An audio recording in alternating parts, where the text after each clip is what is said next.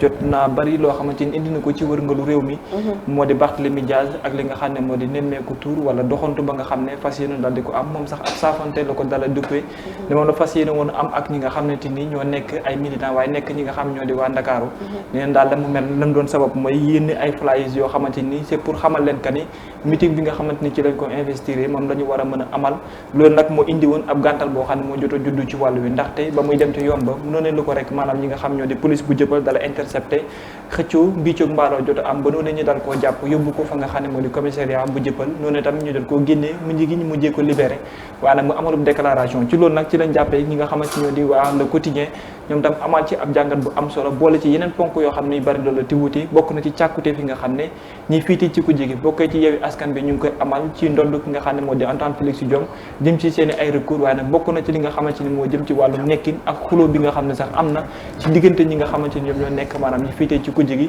mooy daal nañu xoolaat doxali ni ñu dala jàpp bu baax a baax candidat Sénégal élection locale yi ñu ngi koy waajal ñëwagul ay weer moo ci des waaye dafa mel ni bruit bi ak coori la jot naa jibaale te mën na ko indi ci li nga xam ne moo di jafe-jafe jëm ci li nga xam ne moo di doxalin réew mi ci wàllum karange waaye bokk ci wàllum nekkin ci ñi nga xam ne sax nag ñoo fiitee ci kujje gi ndax matees na ko ci doxalinu réew mi ndax matees na ko mateesu ko parce que li fi xew démb man damay jàpp ne quand même comme niñ naan nit surtout góor wala jigéen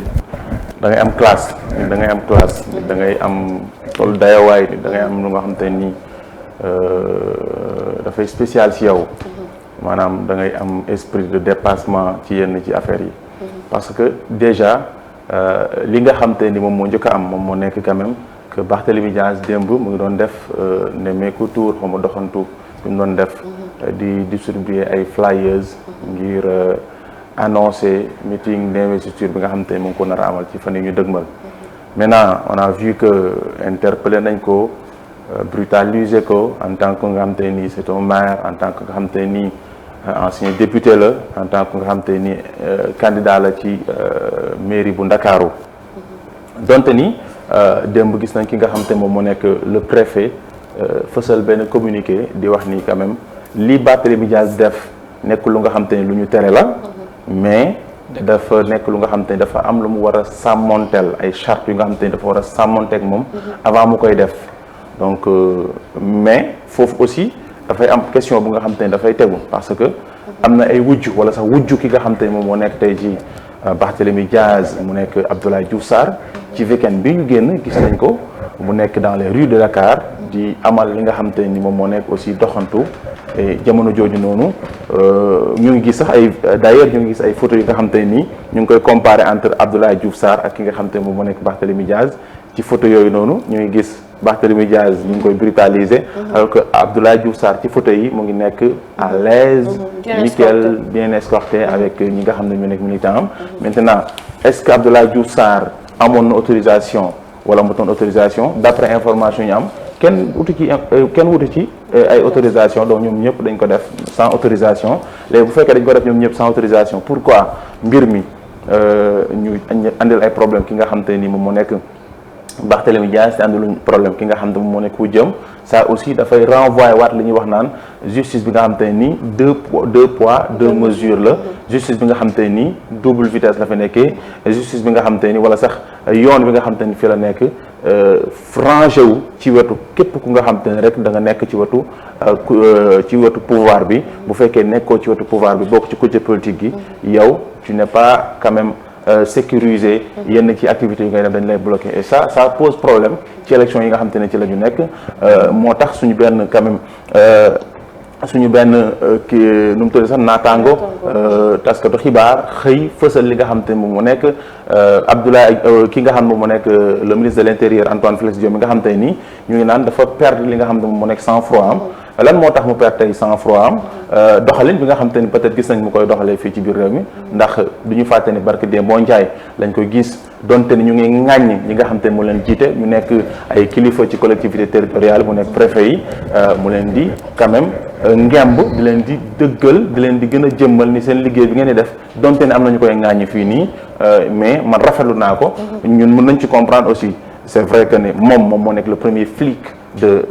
du Sénégal parce que c'est le ministre de l'Intérieur. C'est normal que ñuy ŋàññi ñu nga xam te ni moom moo leen jiite mu leen di jéem a protéger. Il est dans son droit mais ak lu ci mënti am il est là pour la sécurité de tout le monde. Il est là pour la sécurité de tous les Sénégalais. Maintenant nañu fexe nag ci élection la ñu jëm jàmm la ñu bëgg ci biir réew mi mais ni nga xam te ni noonu la ñu doxalee jamono ji ni tembe man jàpp naa ne war nañ ko gën a améliorer waat parce que tey jii nii lu toll ni police tey jii bu ñu xoolee police dafa nekkoon lu nga xam te ni institution bu ñëpp respecté la woon gendarmerie pareil préfet yi pareil mais ak ni muy demee nii dama jàpp ne dafa nekk lu nga xam te ni tey jii nii nit ñi dañ ko commencé banaliser parce que lii di nga xam te nii ñu ngi koy def ñu bëri dañ jàpp ne ñu ngi commencé di may yenn ci leader politique buzz parce que bu fekkee leader politique bi génn na rek si li mag Sall nga jàpp ko yóbbu ci kaso bi wala nga yóbbu ko camp Abdou Diassé pour une dizaine de minutes wala une trentaine de minutes après nga libéré ko mais fan lañ jëm tey jii bu fekkee da nga jël ay décision sax ba jàpp nit ki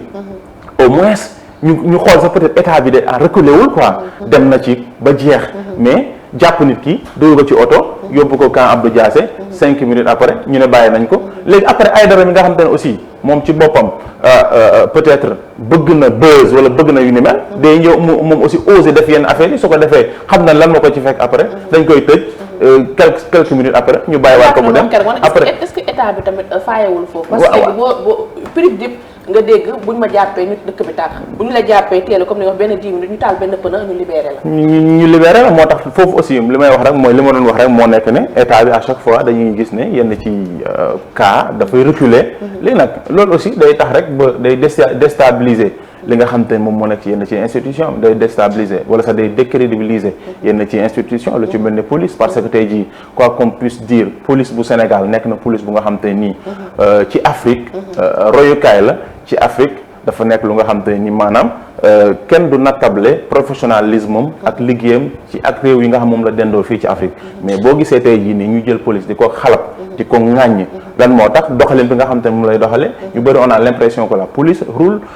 pour le pouvoir et que malheureusement bu fekkee loolu li ni mel moom moo am Sénégal fan la jëm noonu ko ñu gis li xew démb nga gis kii di Antoine Diome ñu ne il perd son sang-froid waaw image yi moom ba dëgg fa yàlla defe naa kenn rafetlu ko ni ñu ko waxee keroog rek Sénégal instant bi soxla nañ leneen lu dul yile image mu mel ni dañu nekk ci dëkk boo xamante ni chaque jour dañuy promouvoir li nga xamante ni mooy violence chaque jour dañuy promouvoir li nga xam ne mooy jaay doole parce que quoi qu'on puisse dire ni ko Mañoon waxee sànq rek mënoon nañ ko bàyyi mu vaquer à ses préoccupations déranger wul kenn donc activité yi nga xamante ni moom la doon def démb lan moo waral ñu wàccee suñu force de l'ordre yi pour ñu tere ko ba nan la leen déranger ndax gisuma dara lu tax ñu war ko mën a tere mu vaquer ak ci ay occupation te gis nga jaay doole bu ëpp bii nii da ngay dem ba pousser nit ki à ce que sax moom it mu révolté wu def sax la nga bëgg xamante ni bëgg ko woon def beneen bi mooy tey bu ñu gisee lu ne ñoxor njaay rek ñu déployer benn nombre boo xamante ni ci suñu ay takkadeer wàccee leen ci terrain bi ci loo xamante ni da ngay jàpp di sax amaana ko jaru ko tey est-ce que waruñu taxaw def ba jël beneen rôle jël beneen position askan wi gën nañ leen soxla ci yeneen jafe-jafe yoo xamante ni ñu ngi koy dund on parle d'insécurité dans ce pays da ngay génn doo wóolu sax wuyu téléphone da ngay génn yenn heures yi doo sax ñeme di dox yow kase ndax lan insécurité léegi doo gis ñu la aar doo gis ku la teg ci yoon doo gis ku yor sa kaaraange nit génn di dox ay activité am même su fekkee ni adversaire politique la nga déployer benn nombre bu ñu génn pour arrêter ko pour andi scandale pour créer waat boucan dëkk bi lii ñuy gis nii jamono bii dama naan élection yi ñëwagul de des na mais chaque jour ngay gën a gis ni que ñuy gën a oser ci li nga xamante ni moom la ñuy def Tom et Jerry laa gis xam nga dessin animé boobu Tom et Jerry kii day cokkaas daw dem làqatu keneen génnaat tegaat piège am daw cokkaas dem Tom et Jerry laa gis boobax léegi Aïcha et c'est vraiment déplorable soxla nañ fësal yeneen soxla nañ gis yeneen beneen taxawaay mais pas bi ni mel et puis bu fekkee ni ñoom dañ koy prêter attention trop lépp lu mu def ñu jàpp ni dafa bëgg andi boucan dafa bëgg andi scandale dafa bëgg andi lii dafa bëgg andi lee bu yàggee duñu sax am dëgg ndax bés dina ñëw ñu jàpp ni sax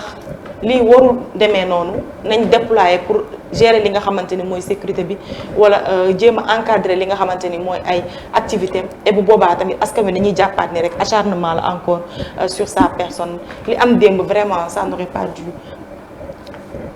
avoir lieu. Donc lan moo tax ñu doxalee ni mel doo xam benn instant en tout cas jamono bi Barthélémy Dias quoi qu'on puisse dire nguur gi teg na ko choc marquage à la culotte la ko def. ñun ñu ngi leen di xaar ci leneen de defe naa Sénégal moom instant bi soxla nañ suñu force de l'ordre yi ak suñu takkadeer yi ci yeneen fànn yu dul yi ni mel. diaspora yi xew au Sénégal bu nekkee yaa ngi diaspora bu nekkee yaa ngi diaspora tamit sa xel du dal parce que ñu nekk diaspora seen ay waajur fii la ñuy yeewoo seen famille ñu ngi fii seen leneen ak leneen lépp mu ngi seen Sénégal bi nii donc ñuy gis li nga xamante ni mooy xew-xew yi di fi xew yow naka ngeen koy jàngatee en tant que waa diaspora. ñun de waa diaspora yaakaar naa suñu xalaat bëri wuti comme Rose li mu wax. Tom et Jerry c'est du dóor dàqe parce que man je me dis que ni mais c'est du dóor dàqe dóor fii dàqe fii daw ñu filmer affaire bi am benn engouement après par la suite jàpp dugal génne à chaque fois noonu lay demee. État bi man je me dis que ni su doon may ñoom au fait duñu nekk di envoyer. Force de l'ordre yi ci baat nañ ko bàyyi mu def li mu soxla mën nañ wax ni sax dafa soxla buzz état bi may ko buzz parce que ñoom ñi engouement bi ci am yëpp suñ ko deful woon du ci am dina def marche bi nga xam ne comme ni ñu koy waxee Diouf Sarr def na ko mu marche kon tey kenn du ko waxaat maa ngi dégg sax ñu naan tey dafay génnaat ñu ne ko ñu laaj ko autorisation donc doo dàq bi pour man nañ ko war a bàyyi ñëpp nekk ci jàmm ñëpp am jàmm mu jàll benn yoon élection yi jàll ci jàmm ak salaam. Babacar. voilà donc mu ngi noonu ay si jàmm alors pourquoi bruit ñu jàpp ne daanaka jaru ko parce que bu ñu delluwaatee ci li nga xam ne moo tax ñuy wax élection maanaam xëccoo c'est dans l'intérêt de la population. Effectivement. Mais c'est aussi dans l'intérêt de la personne bi war a jouer le rôle maanaam pour ñëw li nga xamante ni moo di delloowaat askan ba la ñu moom parce que bu ñu waxee élection mooy que ni nañu fexe de sorte que dañuy jël benn nit jox ko li nga xam ne moo di rôle ba mu war a mën a yenu pour représenter askan bi ci lépp loo xamante ni moo di seen ay bëgg-bëgg wala mu jëm ci seen wàllu ay doxalin fañ ko fa nga xamante ni teg nañ ko fa mu nekk rôle boo xam ne moom la nañuy jouer balaa muy am nag dafa am loo xam ne dafa bokk ci wàllu démocratie loo xam ne dañ koy permettre mu di campagne bi nga xamante ni nit war na ko mën débattre comment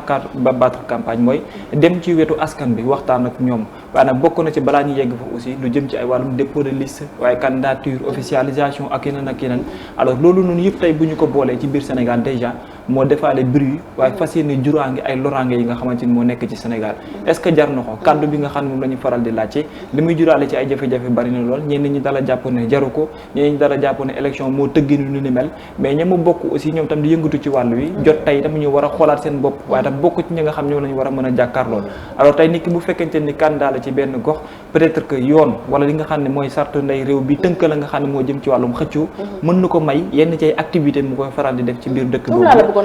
doguma la tey en tant que tey mu nekk candidat est-ce que tout le temps bu jógee dafa jar na muy dem wuti autorisation pour saafonte waa gox bi waaw parce que ñoom jàpp nañu ne bu fekkente ni ki nga xamante ni moom moo nekk candidat bi suy faral di génn léeg-léeg mën na ànd ak li nga xam ne moo di cortège maanaam mën na bañ a nekk moom kenn kese donc ay oto mën nañ ko topp si boobaa loolu am na loo xam ne lu mu war a mën a indi la ci wàllum gàllankoor ci dem ak dikk te su boobaa la il va falloir que ñu avertir ki nga xamante ni moom moo yor kaaraange boobu lee bërëb mu mën a xam ne bis tàngamkat nag nangam ak nangam dina am de sorte que ñi nga xam ñoo di buy takk der yi muy teg ci yenn bërëb yi ci wàllu dem ak dikk bi ñu xam naka la ñuy arrangé woo de sorte que nit ñi bañ a am ay gàllankoor ci wàllu dem ak dikk loolu aussi mën na si na jàpp ne lu war a mën a am la parce que mooy comme li nga xam ne préfet bi wax na ko ci communiqué bu mu génnee ñoom nag ñenn ci ñoom comme Barthélémy Dias dégg nga li mu wax ci ay kàddum ko ne moom maanaam élu la te dafa nekk li nga xam ne mooy candidat bu ñu officialisé donc am na droit que di ànd ak ñaari oto ak bësam muy ñett que muy circuler au niveau de Dakar pour dem mais problème bi fu muy nekkaat mooy li ñuy faral di gis nangul kii bañal kii est-ce que noonu la demee beneen question bu ñuy posé wala si c'est oui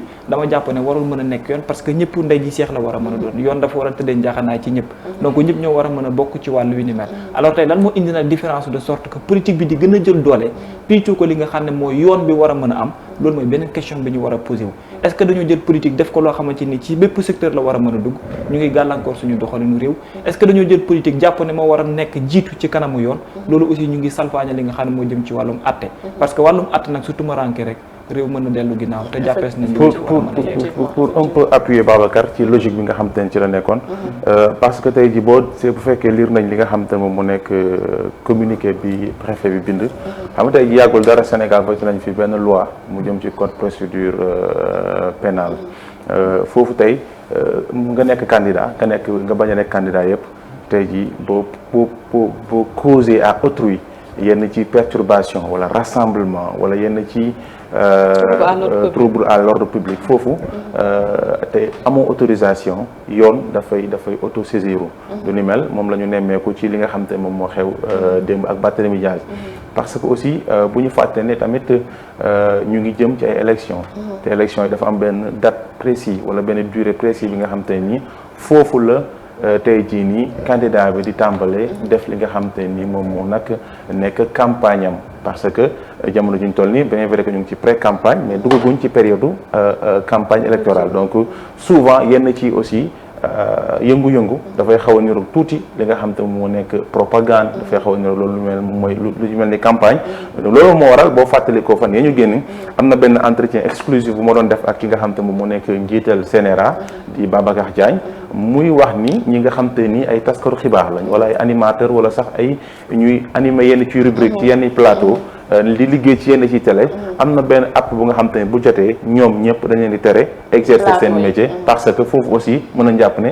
propagande la ñuy def ngir seen propre candidature bu loolee jeexee nag ñu daal di delluwaat ci seenub liggéey amal ko comme nañ ko doon amalee ak lu ci mënti am nañ jàpp ne rek l'intérêt bi moom mooy Sénégal l'intérêt bi moom mooy la paix parce que jamono ji ñu toll loolu la ñu soxla que ça soit du pouvoir et ñi nga xam te ne ñoom ñoo nekk aussi ci kujje politique yi bu gaa yi provoqué mais aussi ñële bu ñu leen provoqué aussi nañu am grandeur nañu am esprit de dépassement canaliser gars yi su ko defee ñu amal élection yi parce que ñëpp ñu ngi jàpp ne tey jii élection yi du am ñu bëri li ñu jàpp tey jii moom mooy élection locale yi nii du am parce que ñoom waa Yewwi Askan Wi ñu ngi jàpp ne instant bi pouvoir bi lépp lu ñuy manigancé moom moo nekk ne fexe ba andi réew mi ci fitna fexe ba ay problème am fi ba élection yi ñu reporté ko parce que boo jëlee li nga xam te ni moom moo nekk quand même li ñu kase yenn ci verdict ñu yóbbu mbir mi pouvoir de cassation cour de cassation donc préfet yi ñu ngi leen ci nu mu tuddee sax ŋàññi ñu ngi leen ci tuumal donc tout ça buñ ko dajalee day mel ne dafa am benn volonté bu nga xam te ni tey jii nii wala sax dafay mel ne lu nga xam te ni élection yi ñun bien vrai que 23 janvier 2022 soreetul mais am na lu bëri lu ñu war a mën a liggéey lu ñu war a mottal lu nga xam te ni dañuy xalaat est-ce que liggéey boobu noonu dina mot balaa le 23 janvier. loolu question bu ñu solo bi coog mbaalo bi nga xamante ne ñu ngi ko nekkee déjà comme ni ngeen ko waxee le 23 janvier yegg seegul campagne bi sax duggaguñ si donc yenn yi war na ñu koy moytandiku donc parce que vraiment yenn yi jaru ko ay du yem si bopp borom. tey nga génn nga dox leneen ak leneen am si lacrymogène am si bakkan mën na say rot maara day taale comme li fi amoon ci mois de février bi passé donc yaakaar naa ni yenn yi jaru ko te investir nañ la bàyyi ba nga campagne commencé nga dem battre sa campagne su boobaa di ngeen xam kii et kii moo gën yaakaar naa ni ngeen koy waxee jeu de cache-cache beeg xëccoo beeg jeu d'échec bi jaru ko parce que vraiment ñu ay xale. mais benn instant tamit Babacar boo xoolee pourquoi lui donner autant d'importance man c'est une question que je me pose. parce que Barthélémy parce que dafa mel ni au fait boo xoolee Sénégal daa mel ni Barthélémy kese mooy candidat boo xamante ni moo taxaw war a jàmbaarloo li nga xamante ni mooy nguur bu Sénégal. pourquoi réponse boobu. waaw c'est pour comprendre gouvernement bu Sénégal lépp presque lu mu bëgg am na ko sauf Dakar. mais ci question de campagne. ba je sais pas peut-être aussi. mais mairie bu Dakar tam dafa nekk mairie boo xamante ne parce que point stratégique la ci wàllu campagne. parce que Macky Sall depuis que mu accédé en 2012 ba ndege ni il n'a pas encore gagné. wala maanaam gagné na Dakar parce que élection 2019 bi loolu la ñu doon. mais amagul candidat. au niveau de Dakar boo xam ne gagné na mairie bi. maanaam moom rek moo amagul koo xam ne candidat am la bu gagné mairie de Dakar. te loolu challenge bu mag la ci moom. exactement xam nga nañ ko fii mairie bu Dakar ñor na ko trop. mais vraiment Sénégal jamono bi boo xoolee day mel ni moom Barthélémy rek moo fi taxaw comme candidat boo xamante ni dafa sonal li nga xamante ni mooy nguur gi nekk en place et c'est vraiment déployable sànq yaa ngi koy wax moom déjà actuel maire commune Mermoz Sacré-Cœur la su fekkee ni tamit dafa gis ne dafa war a saafante askan wi nga xam ne ñoo yeewoo foofu mais am na plein droit def ko proximité ak campagne ñoo ànd fii lañ ko fekk fii lañ koy bàyyi parce que proximité moom président Macky Sall moo ko may sax ba mu mën a tey accéder ci li nga xamante ni mooy nguur gi donc vraiment nañ ko bàyyi mu def ay activités et puis ñu jàll ci leneen yaakaar naa daal ñu ko gis ci campagne bu mu duggee ci campagne bi c'est du yomb ba préciser ko aussi tey waxoon na ne day amal li nga xam te moom moo nekk finalement yi na annulé ci benn émission bu ñu ko invité finalement nee na lu bokk ci wàllu kii boobu du ko amal et tamit le 1er décembre dina dem wuyu ji kii di waa parce que jàpp na ne bu fekkee nit ñi dañ jàpp ne loolu mooy wàllum yee fitna moom day teg lépp ci suuf parce que moom du nitu fitna voilà donc